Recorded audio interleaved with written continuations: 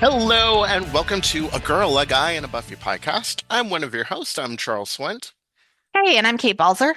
and we are two friends who have been watching Buffy since the beginning. We're not just a rewatch podcast, we explore the big bad themes of Buffy, and this podcast is full of spoilery goodness. So if you have not watched the entire series and don't want to be spoiled, then press pause now. So how's it going, Kate? I'm good. How are you, Charles? Good.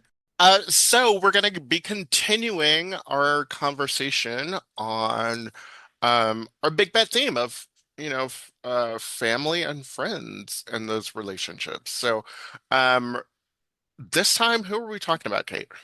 What is our We are discussing Buffy and Giles' relationship, and our question for this episode is, does Giles know best? a little play on Fathers Yes, Know Best for those it's of fun. you who are not familiar with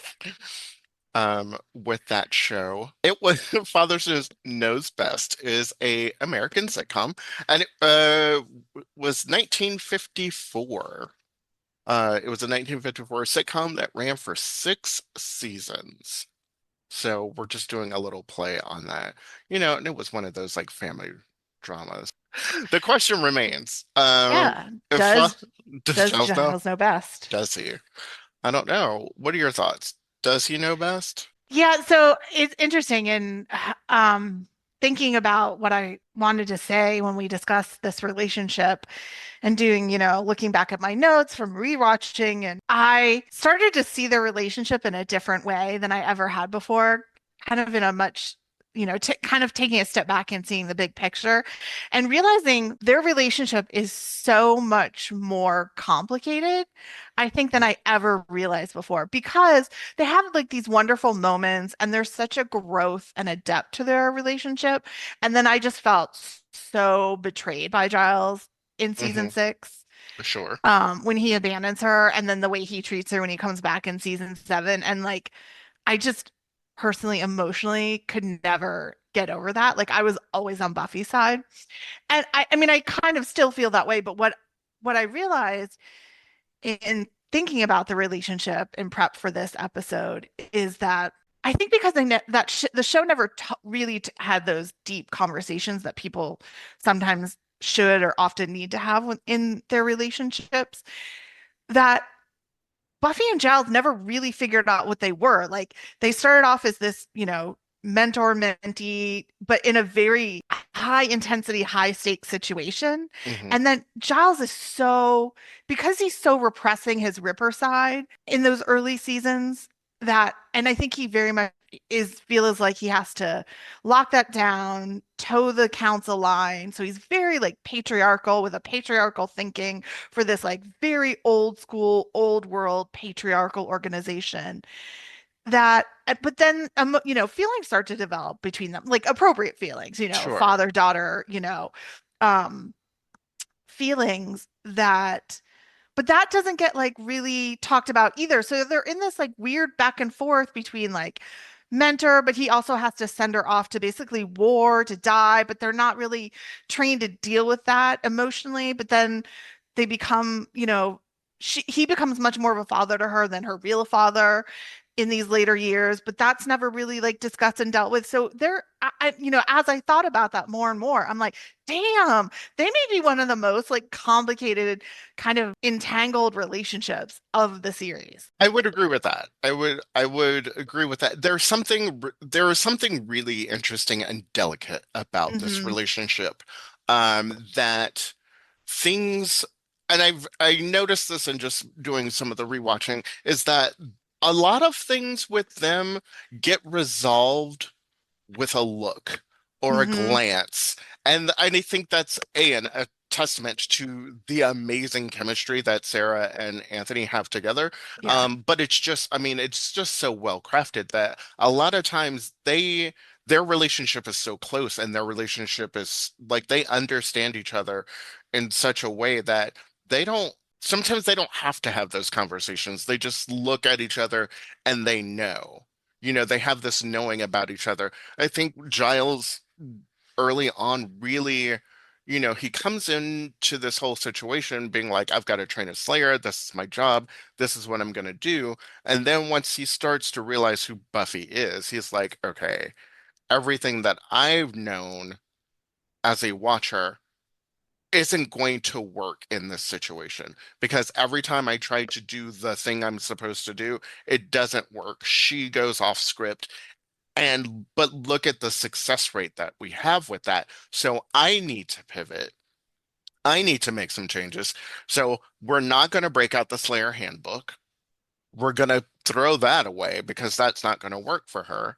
And we're going to go off script and we're going to improvise. And I get to do that because I've had my rogue life as Ripper, so I can draw on some of those experiences and still teach her and be thoughtful while still trying to toe the council line, I think, in some ways. And I think he does. I think they do grow into this really loving father-daughter relationship, which is why he loses his job in the first place. Like that's why he gets fired from the council.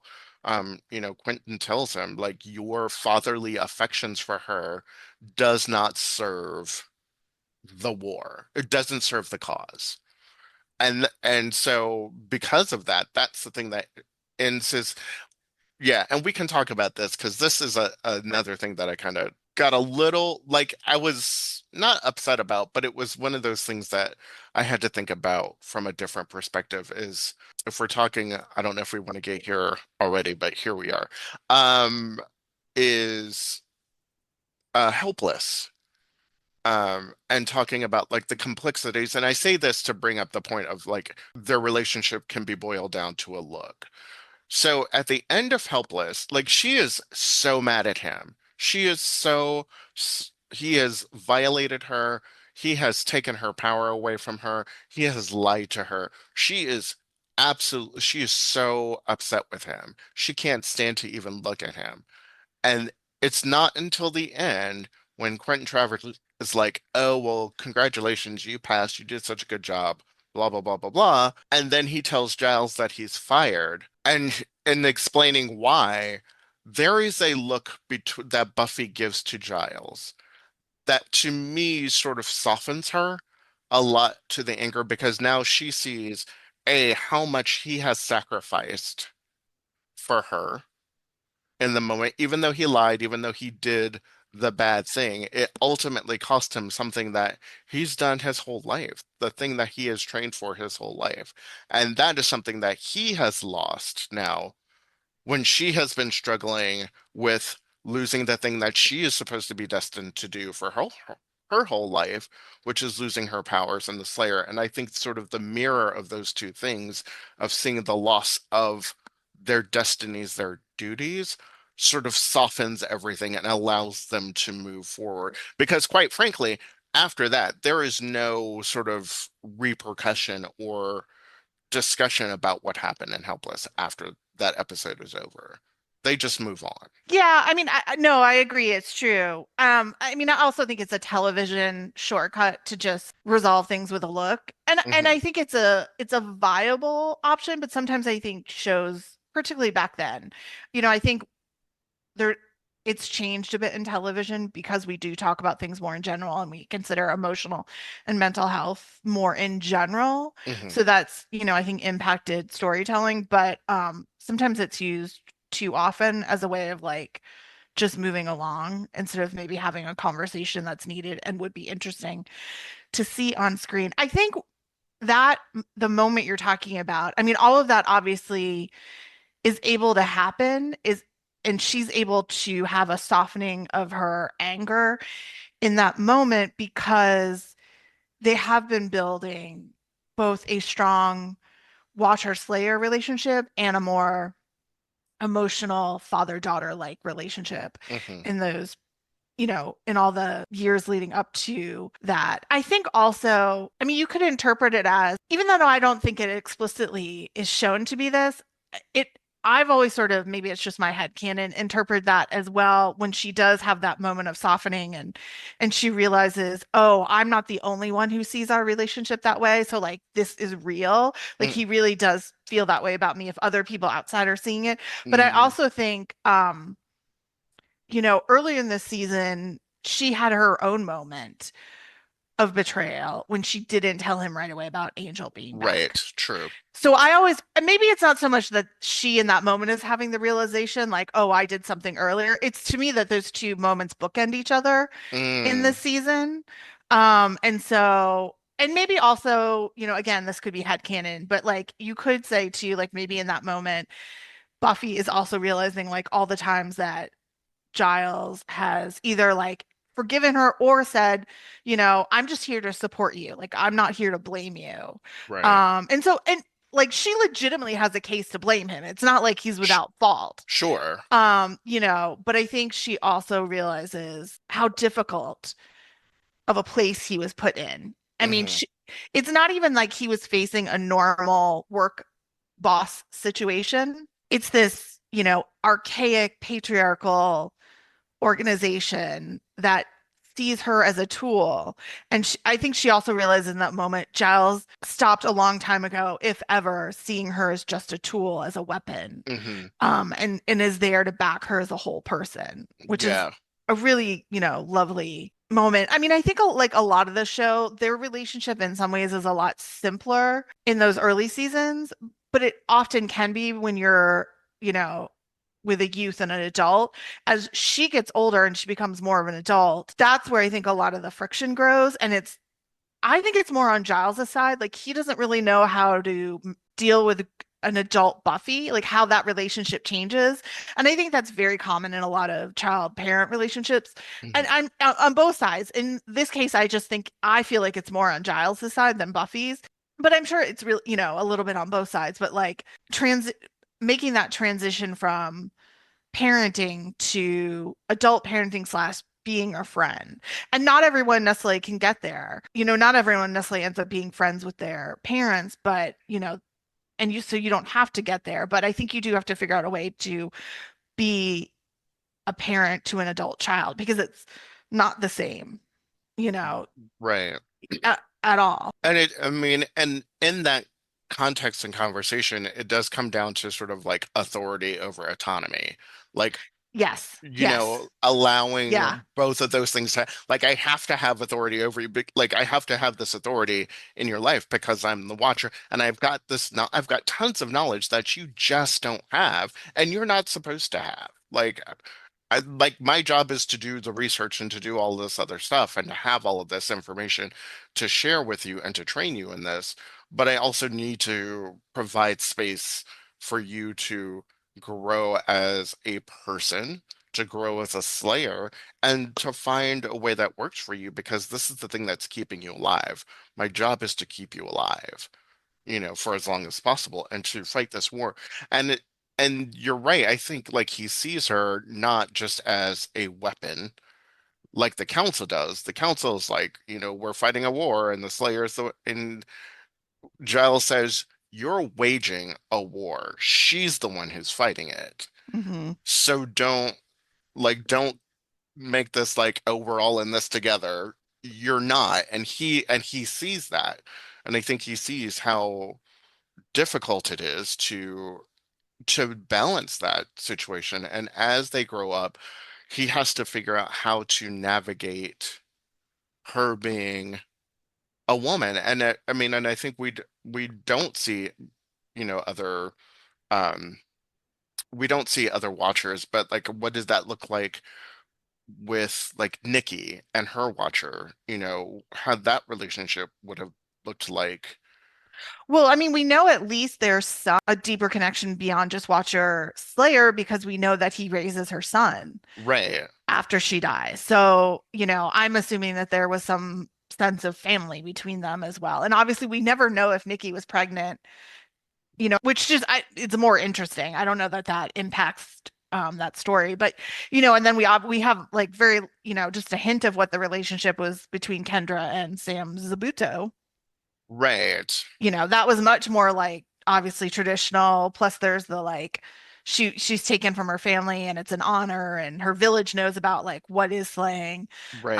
And then, I think we get the implication that again, there's a bit of a caretaker relationship between Faith and her first watcher. Hmm. Probably because poor Faith has never had anyone in her corner, and her watcher was probably the first one. And she's the only one who has a female watcher, Right. that we know about in canon, other than when obviously the evil X-Watcher comes into play. But Right. Buffy's only had two male watchers. Kendra had a male watcher. Nikki had a male watcher. We don't know Hmm. about the only other Slayer we really know about is Xingrong, Yeah. the one that Spike killed, and we know obviously nothing about her watcher. But I'm gonna guess he was a male. Right. Probably, especially back Being then. back then, Back exactly. then, Yeah. it definitely.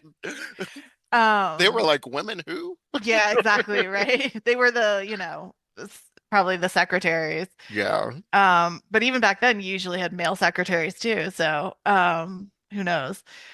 Yeah. So anyway, it's interesting. Oh, the other thing I was gonna say, which I kind of lost my train of thought, so this may be going in a different direction, but that Giles is kind of figuring out things as he goes along as much as Buffy is, because obviously the training he received is not even if she was like a more quote unquote traditional Slayer, it isn't training. He isn't trained to deal with her holistically. Like it's Mhm. like you're brought in, be like, just teach her the moves, send her in the right direction, and again, aim the weapon.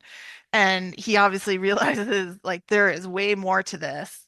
And so he's kind of, figuring out as he goes along. And honestly, I think they both do really well in Yeah. those early seasons. Again, the conflict comes, I think, in later seasons, as they're figuring things out, as their relationship on all levels changes again. Yeah. I mean, it's, I think he becomes sort of enamored and I mean that in like the least like romantic way ever, but like I think he Right. just becomes sort of like, she is charming and she is smart and she is quick and witty and resourceful and has all of these really sort of intrinsic, like innate qualities that will make her a fantastic slayer. And I think that's what we see is that her ability to improv in a situation, and to keep her cool by making like, quippy comments and all of that stuff is like, it's such a huge asset. And maybe we haven't seen that in other Slayers. Maybe we don't, they are doing things more by the book. Buffy clearly does not do things by the book because she was never given the book in the first place. So Mhm. she's been making things up as she goes along. And I think there's something incredibly, um, endearing about that. And I think Giles sees it and he's like, oh man, okay. You won my heart. And he gives like little, you see him sometimes where he gives a little chuckle at one of her jokes. Like he laughs at her jokes. He thinks she's funny. Like yeah, there's a very sort of like, it's a lovely relationship. I do. I think it's great. I Yeah, I mean, I also think he, as a watcher, it is pretty impressive that he recognizes her abilities, and the way that she does things does get the job done, sometimes often in better ways than maybe following the prescribed training would. And the fact that he's able to adapt and see that and work with her in that way also says a lot about him just as a watcher. hmm Which probably actually is where his time as Ripper comes in as a benefit. Because even if he sort of shut that side of himself down because of how tragic the situation went with his friends and the fact that one of their friends, dies, um, way back when, before Igon comes back in the show, he still took the lessons that he learned from exploring that dark side, I think, to make him a little more open-minded, you know, whereas maybe another, obviously, like Wesley comes in. Oh, she's had three male watchers. I forgot. Um, Right. you know, Yes, technically and there. he's Yeah. so young and so inexperienced, and he only has the academy training Right. that he just 100% cannot handle that. He was not the Watcher. He was not ready for any of it. No, I mean, he was the, teacher coming in on the first day and those kids are running, him in circles. Right. Well, he's top of his class. I'm sure he was top of his class at the Watchers Yes. Academy, got straight A's, We know was he was best head boy, boy. head boy, We know he was head boy.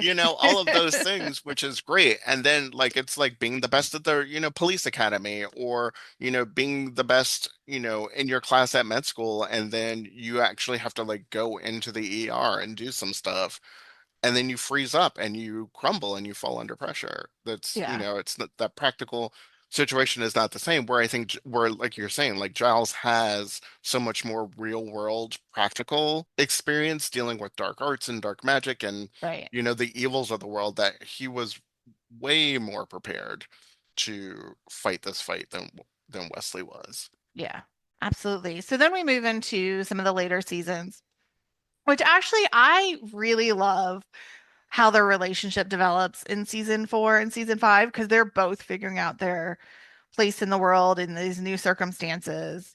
She's an adult now and she's in college, and he's without the role he's had for years, and he doesn't have not only does he not have his watcher role and being a part of the Watchers Council, but the high school, they blew it up. He's not even a librarian anymore. Right. And he goes from being like a very important person because obviously came became before he came to Sunnydale as her watcher, he was had a, of the British Museum, or he worked at a British Museum. Right. Either the British Museum or Right. a.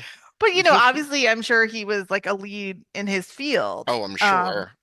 Obviously, so that's a like a massive change. It's like no wonder he was, struggling and flailing a bit. And so was she because she's not really, unfortunately, the way her life is, she's not really meant to have the quote unquote normal college experience. Right. Um, And because she's destined to die young. And at least she still has sort of that, she has that as an anchor, right? She still Yes. has Yes. those sort of traditional tropes to like fall along with Right. as an anchor for herself during all of this, which, is quickly ripped away once we get to season 5 in the body. Like that sort of throws everything off track. But I do think that it is interesting, like again, this and talking about like the parent-child relationship, like the sacrifices that Giles has made for her in order for her to grow and thrive, which is exactly what, parents, they say. I'm not a parent, so I don't know. But, they say you make these sacrifices for your kids. He gave, like, again, he lost his job because of what he did. He went against everything that he was supposed to do, lost his job. He did. He helped blow up the library, got rid of that. Like, of course you need to, like you have to, but that is also a huge sacrifice to be like, here's been my life for the past 3 years that I'm about to blow up. It's all for the greater good, but you still have to do it. And then, while he's flailing around, that relationship, he sacrifices her in that time because their relationship is not as close as it was. She doesn't go to him as often for things. She's, in this, new school. She's got Professor Wall. She's kind of engaged with that. There's a lot of insecurities that he has about that relationship and losing her to somebody else and those things. So I think there's a lot of that empty nest syndrome that he's got going on because all the kids are off to college now and he's, kind of hanging out and doesn't know what to do with himself. And that's got to be um, it's got to be pretty tricky for him.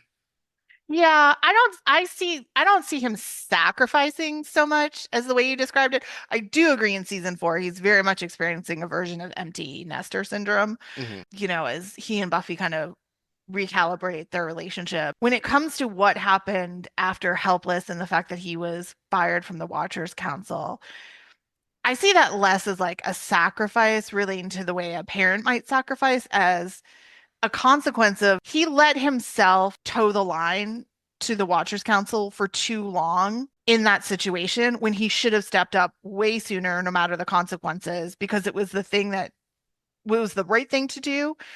and it was what he should have done for Buffy and called the whole thing off. I mean, it's a stupid test. Yeah. So yeah, I mean, I get what you're saying. I just don't really see it that way. I do think, I mean, it sucks that he was fired, because, I think he's one of their better watchers, but I don't see that so much as like a parental style sacrifice Mm, or even like blowing up the school. What's interesting is for a man who has probably multiple degrees, even though they don't like say it, but you're not the head of a museum if you don't have some sort of PhD. yeah. So, it's implied he has, advanced degrees. It's interesting, and I know they did this for the story and the character development, which totally makes sense. Like the direction they chose, the fact that he's floundering in that first season. But it's interesting the fact that like one of the reasons Willow tells Buffy at the end of season three that she's choosing to go to UC Sunnydale and not go to Oxford or MIT Hmm. is that she really wants to explore the witch side of herself, and that there's a really good, some kind of supernatural related like studies program at UC Sunnydale, if I remember correctly.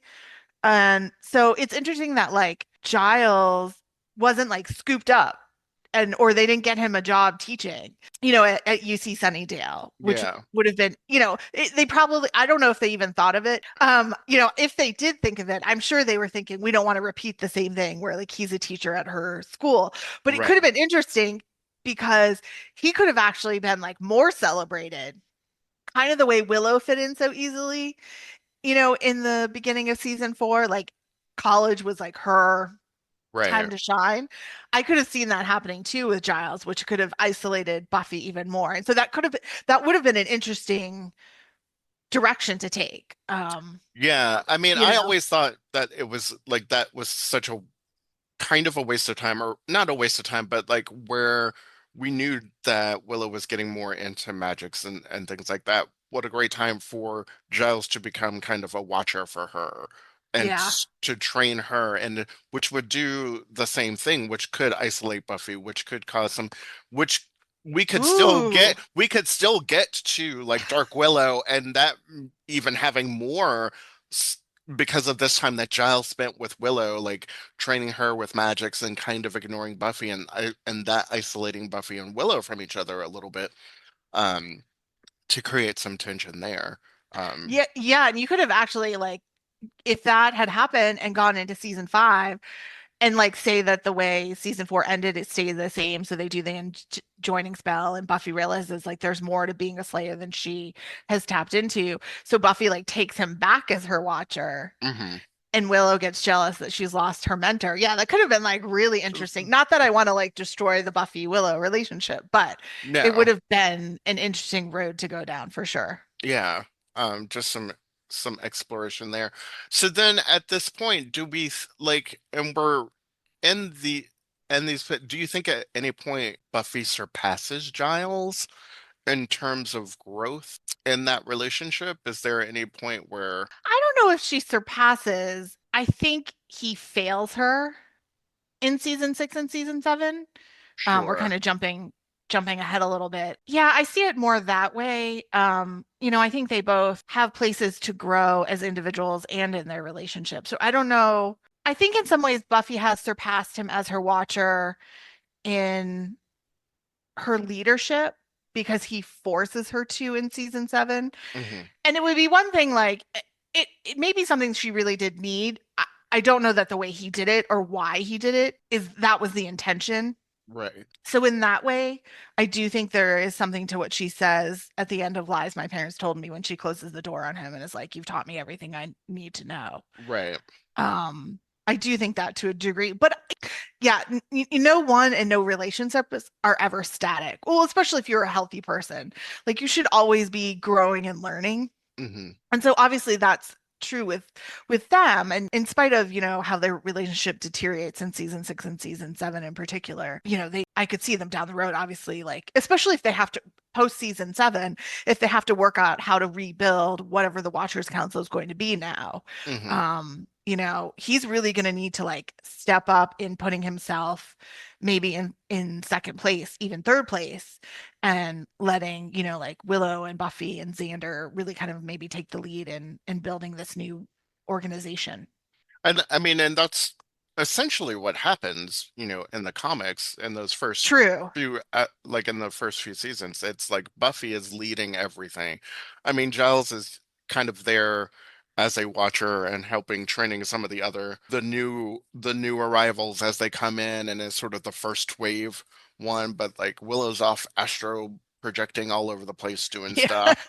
Xander's like leading the main army. And all of those things. And then, at some point, Giles goes off and does some things with Faith and Right. has, and a little side adventure with Faith. So I think it frees him up to do, that's kind Hmm. of his little retirement. He gets to do Right. the things that he wants to do. But I think so. I know we don't typically, well, we've sort of broken our like no discussion of the comics rule Yeah, um all the time. all the time. I know. But I would say on that, like my feelings on that is more that that's Giles still being isolated and probably himself not working to make amends and to rebuild the relationship. I'm not saying it's all on Giles. I think it's also the situation. It's like now they've got thousands of Slayers, and it's like we gotta again, we're like kind of in crisis mode. And that's part of the problem with this show is like you're always in crisis mode. I don't mean like the show's it's a problem, but it's Right. just like the world they live in. Like Right. you're always in crisis mode.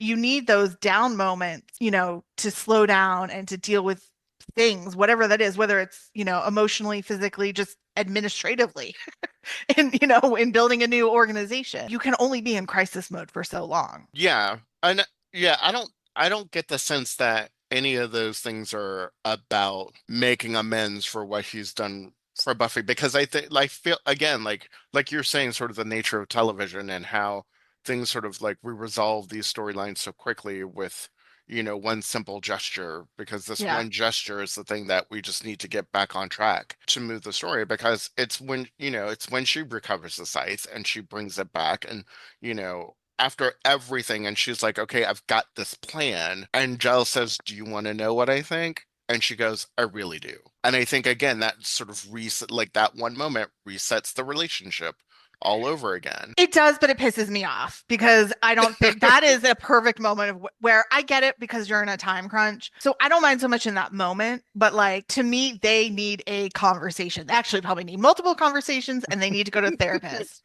But like, I'm sorry, like she should not forgive him that easily. That's my take on it. He really to me drops the ball in season 6 and season 7, like as a mentor, as a father figure. I understand he's not technically her father, but he obviously they have a close relationship.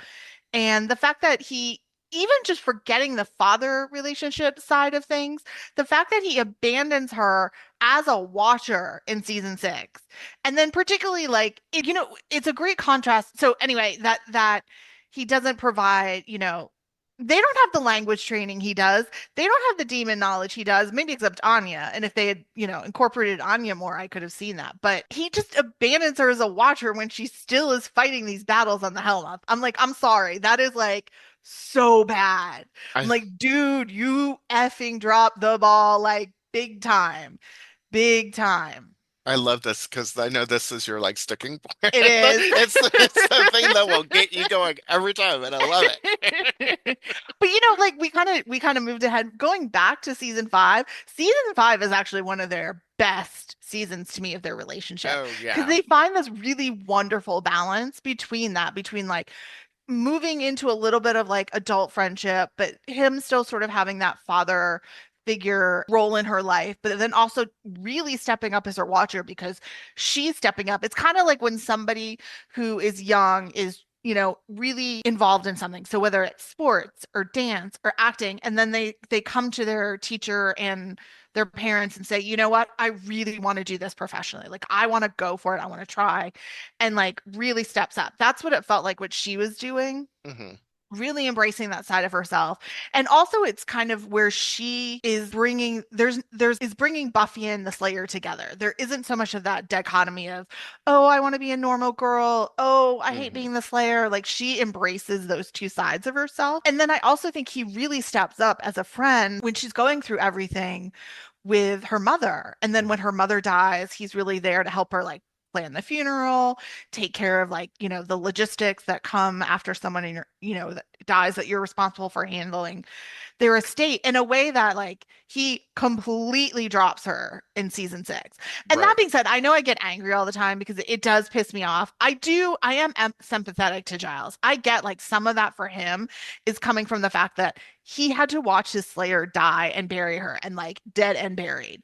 Like there was no plans Right. that she would come back. This wasn't she drowned for a second and Xander uses CPR to revive her. So I completely understand that. Hmm. But that being said, she's in such a horribly emotional place that it is so egregious what he does to me that it's just I have a really hard time forgiving him for season 6 and then Yeah.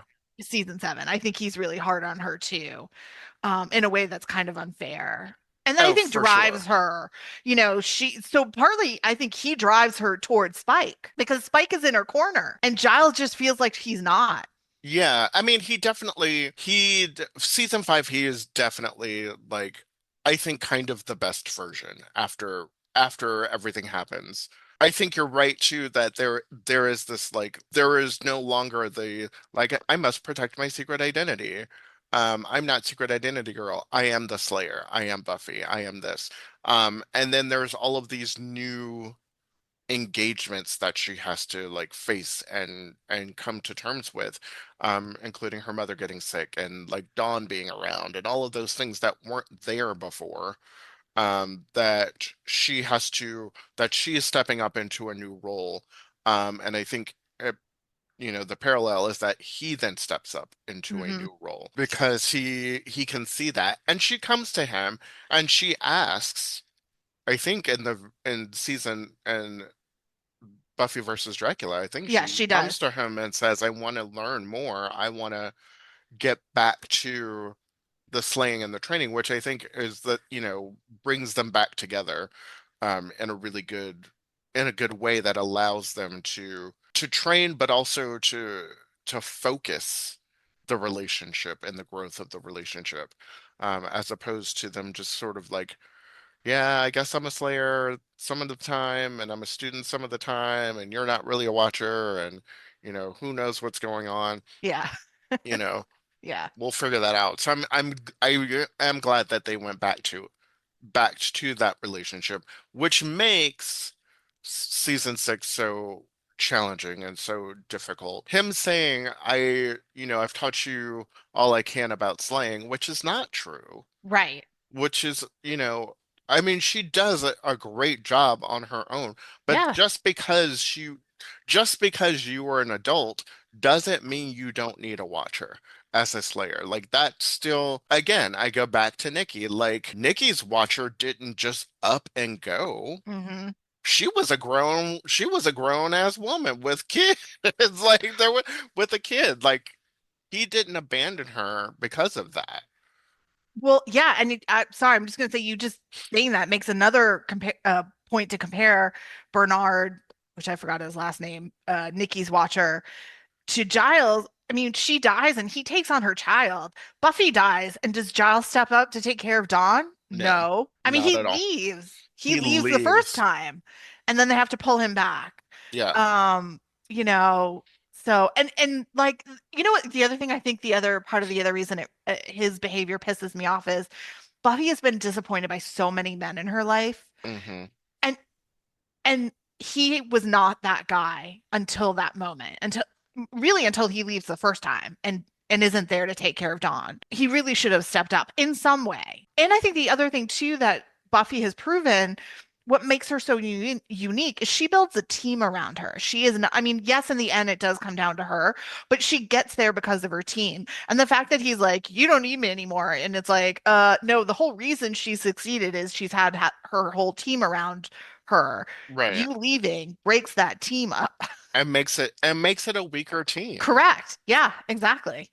Um, and I mean, we have some great episodes because of it, and Yeah. and of course we know the reason why that happened was because Anthony Yeah, of Stewart had course. wanted to, be to not be on the show as much Right. He anymore, wanted to be wanted with to his family spend in family. England.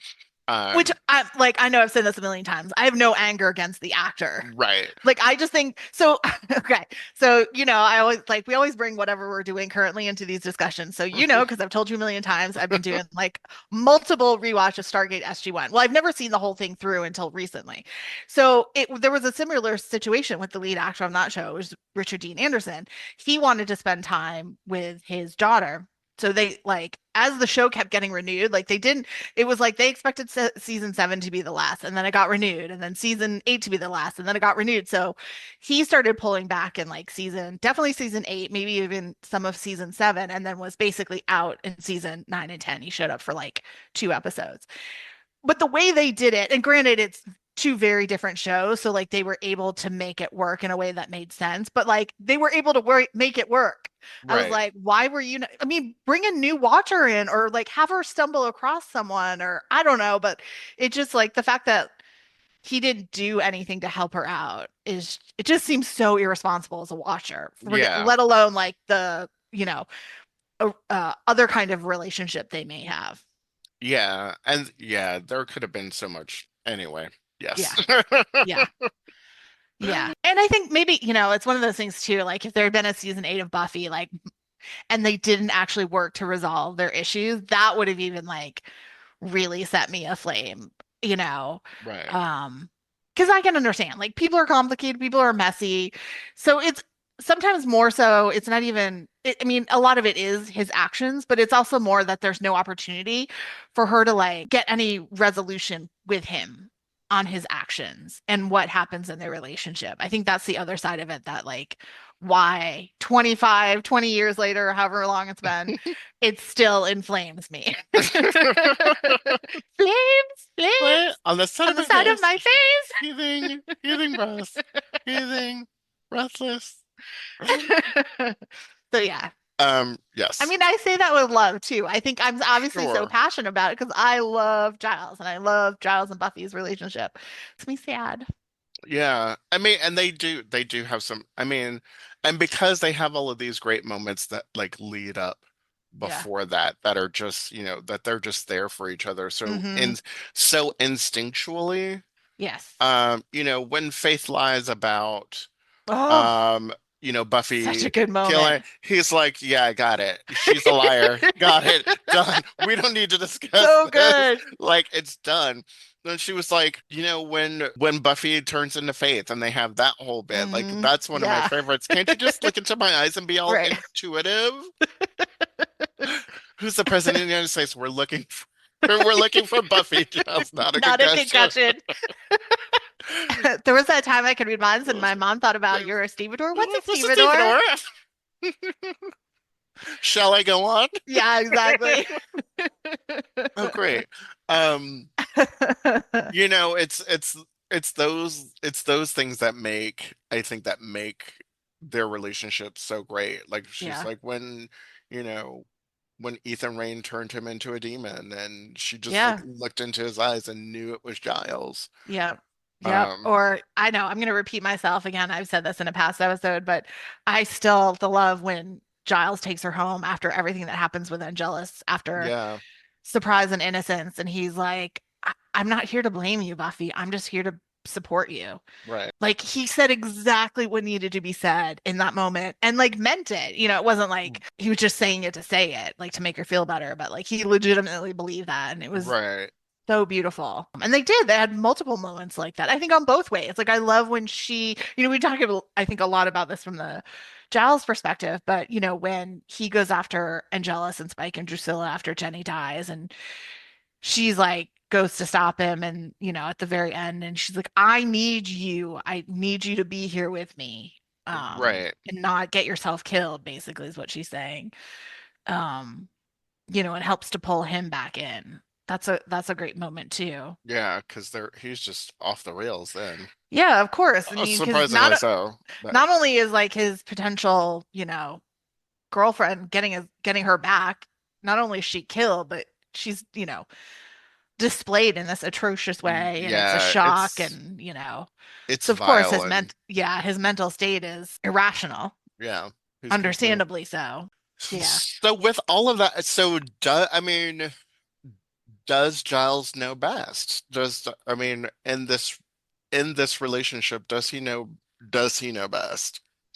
I mean, I think it's like any adult child slash teen relationship, probably in those early years, obviously, because he's the adult, he has more experience, but he's also smart enough to listen and learn from Buffy. And then as she starts to grow up, that's really where the greater conflict is because she's finding, herself and gaining her own knowledge and experience where it needs to be more of a partnership, I Mhm. think, than, Giles is always the one who knows best.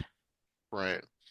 Uh, does Giles know best? I don't know if he knows best, but I think he's doing his best. Hmm. I think he's doing his very level best to train and mentor the Slayer in a way that's helpful for her, that is useful for her, that keeps her alive, and that helps her grow and thrive to be like the best thing.